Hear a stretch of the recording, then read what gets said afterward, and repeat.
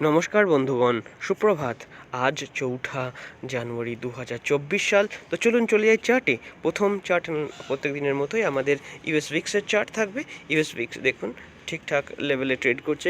Market সামান্য volatility বাড়ার একটা সংকেত দিচ্ছে, কিন্তু এটা রেজিস্ট্যান্সের একটি লাইন 14.58 এই লেভেলের আশেপাশে মার্কেট সাধারণত রিজেক্টেড হয়েছে বারবার। সাপোর্ট নিয়েছে পূর্ববর্তী ক্ষেত্রে, এখন রেজিস্ট করবে মার্কেটকে এই লাইনটা। এরপরে ইউএস 10 ইয়ার বন্ডিলের কথা বলবেন তো এখানে দেখুন মার্কেট একটু ঊর্ধ্বমুখ গতি দেখাচ্ছে। তো মার্কেটের 4.06%-এর কাছাকাছি একটা ভালো রেজিস্ট্যান্স রয়েছে। ইউএস অয়েল অর্থাৎ ক্রুড অয়েলের চার্টে আমরা একটা বিরাট বড় সবুজ ক্যান্ডেল দেখেছি গতদিন। তো এর ফলে কি হচ্ছে না, ভলাটিলিটি বাড়াচ্ছে। এই ইউএস অয়েল ক্রুড অয়েল কী করছে, ইকুইটি মার্কেটকে উইক বানিয়ে দিচ্ছে এবং মার্কেট একটা ভলাটিলিটি তৈরি করছে। আপাতত 76-এর কাছে একটি ভালো রেজিস্ট্যান্স রয়েছে। দেখা যাক 76-কে কীভাবে রেসপেক্ট করে মার্কেট। ইউএস 100 অর্থাৎ ন্যাসড্যাকের চার্ট অত্যন্ত উইক। এখানে কিন্তু পরপর 4টি রেড ক্যান্ডেল ক্রিয়েট হয়েছে। পরপর 4টি রেড ক্যান্ডেলের অর্থই হলো মার্কেটের রিভার্সাল নিচ্ছে। আপাতত মার্কেটের যে একটা প্ল্যাটফর্ম আছে যেখানে সে মার্কেট দাঁড়াতে পারে, সেটা হলো 15,886। তো 15,886-এর কাছে মার্কেট হয়তো রেস্ট নেবে। তো দেখা যাক তারপরে কি হয়। ডাও জোন্স ইন্ডাস্ট্রিয়ালে যদি তাকান, ডাও জোন্স ইন্ডাস্ট্রিয়াল কিন্তু যথেষ্ট স্ট্রং, রেজিলিয়েন্ট মার্কেট বলা চলে। 37,000-এর কাছাকাছি একটি ভালো সাপোর্ট রয়েছে, সম্ভবত মার্কেট সেখানে সাপোর্ট নিয়ে নেবে।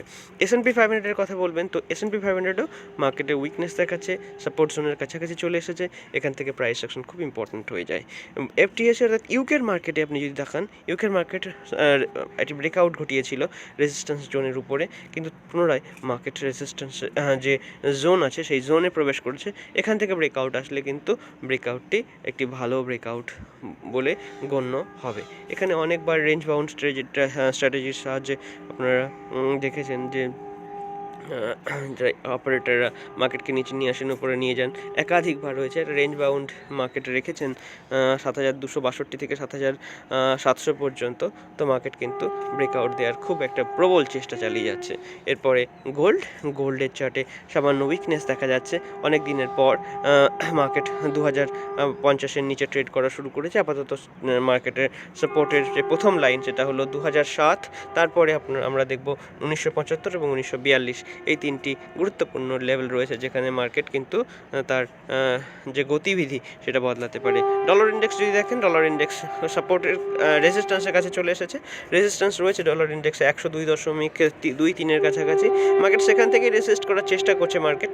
তো দেখা যাক, যদি এখান থেকে মার্কেট রিজেক্টেড হয় 100.7-এর কাছাকাছি, আবার মার্কেট ফিরে আসার চেষ্টা করবে। ইউএসডি আইএনআর রেঞ্জ বাউন্ডই আছে এখনও পর্যন্ত। ইউএসডি আইএনআরের যে বড় একটি চার্ট প্যাটার্ন ক্রিয়েট হয়েছে সেটি হলো অ্যাসেন্ডিং ট্রায়াঙ্গেল প্যাটার্ন এইভাবে উপরের দিকে যাচ্ছে।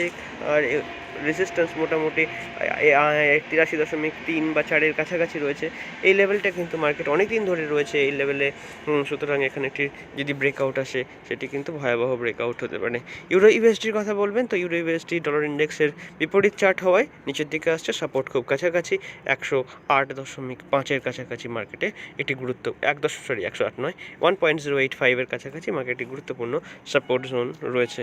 ইথেরিয়ামের ক্ষেত্রে উপর থেকে রিজেক্টেড হয়েছে মার্কেট, প্রথম সাপোর্ট নিয়েছে। তো পরবর্তীতে যদি 2009-এর কাছাকাছি আসে সেক্ষেত্রে কিন্তু পুনরায় লং এন্ট্রি সুযোগ দেবে মার্কেট। বিটকয়েনে যদি যান, বিটকয়েনেও একটি বড় ভলাটাইল ক্যান্ডেল ক্রিয়েট হয়েছে, ভলাটিলিটি বেড়েছে মার্কেটে।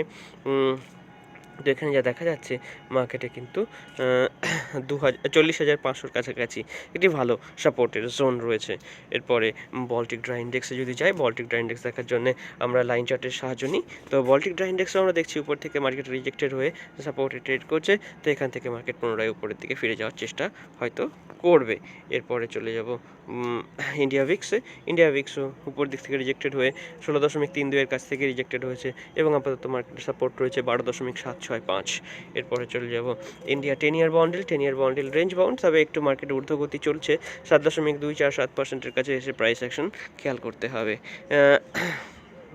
নিফটি নিফটি উপর দিক থেকে রিজেক্টেড রয়েছে, কিন্তু যেখানে মার্কেট ট্রেড করছে সেখানেই আপাতত মার্কেটের একটি সুন্দর সাপোর্টের লাইন। তো এখানে দেখা যাক, এখানে যদি সাপোর্ট না নেয় সেক্ষেত্রে যদি মার্কেটের সাপোর্ট ভঙ্গ হয় সেক্ষেত্রে 21,000 এর লেভেল আমরা মার্কেটে পুনরায় দেখতে পাবো। ব্যাংক নিফটি রেঞ্জ বাউন্ডারি রয়েছে, এবং ব্যাংক নিফটির যে বড় ব্যাপার সেটি হলো মার্কেট কিন্তু মেজর লেভেল 48,100 সেটিকে ভঙ্গ করে নিচের দিকে ট্রেড করা চালু হয়েছে। সুতরাং 48,100 এই মুহূর্তে সবচেয়ে বড় রেসিস্ট্যান্স। ওখান থেকে মার্কেটকে কিন্তু শর্ট সিগন্যাল দিলে সেখানে short entry with proper hedged short entry নেওয়া যেতে পারে। এরপরে ফিননিফটির ক্ষেত্রে যেটা পরিস্থিতি সেটা হলো মার্কেট এক্ষেত্রে উইক। 21,600 নিচে মার্কেট উইক। মার্কেটে যদি আমরা আপ মুভ দেখি এবং তারপরে রিজেকশন দেখি, 21,600 একটি ভালো লেভেল হবে মার্কেটকে ক্লোজ শর্ট করার জন্যে।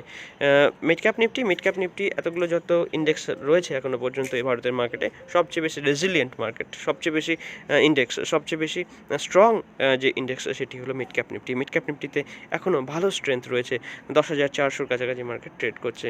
এরপরে সেন্সেক্সের চার্টে উইকনেস আমরা 71,500 নিচে মার্কেট কিন্তু উইক। সেখান থেকে যদি মার্কেট শর্ট সিগন্যাল দেখায় সেখানে কিন্তু এন্ট্রি নেওয়া যেতে পারে উইথ প্রপার হেজ। তো আজকে সকালবেলার আপডেট এটুকুই। মার্কেট প্রধানত উইক, তবে মিড ক্যাপ নিফটি এখনও স্ট্রেংথ দেখাচ্ছে। এই হচ্ছে আজকের সকালের বার্তা। দেখা হবে আপনাদের সঙ্গে পরবর্তী ভিডিওতে। সকলে ভালো থাকুন, সাবধানে ট্রেড করুন, আর অবশ্যই নিজের স্টপ লসের খেয়াল রাখবেন। ভালো থাকবেন সকলে। আর যদি আমাদের কাজ ভালো লাগে চ্যানেলটিকে সাবস্ক্রাইব এবং ভিডিওটিকে লাইক করে দিতে ভুলবেন না। ধন্যবাদ।